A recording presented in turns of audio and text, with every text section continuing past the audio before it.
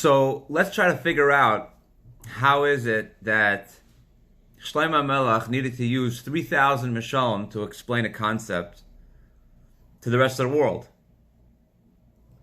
So in general, why do people use a mashal? It's when you can't explain something from a higher point to a lower point without using a roundabout message, without using something that's associated with the listener, without using a concept that the listener already has experience with. So for example, you would use the example of a bicycle to explain a more abstract concept to a little child that's 8 years old. Now Shlomo Melech, it wasn't enough for him to use one mashal. He had to use many mashalim, because even the first mashal would be too abstract for the listener to understand what he's talking about. So he then used another mashal for that abstractness. Now you would have to say that he probably didn't start from top down, because you would have to then memorize pure abstract concepts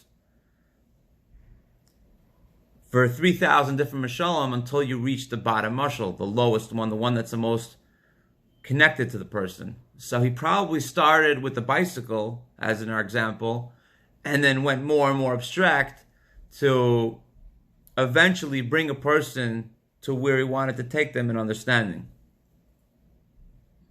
Now, God also uses a mashal in order that we could connect to him, in order that we could sort of grab on and grasp him and understand him, even though to understand him himself is impossible. So God created the Torah before he created the world. Once he knew that he wanted souls to come into this world, he made a Torah. And in that Torah, he gave us mitzvahs. He uses these mitzvahs, these material things such as an esrog, a lulav, a shofar, that either grow from the ground or come from an animal, so that his great, awesome light could express itself in our world.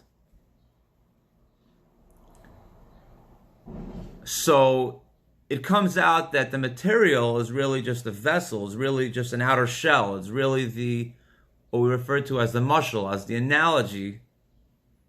But in that analogy, you're holding the original light, the original concept you're trying to get to, which in our case is talking about God himself.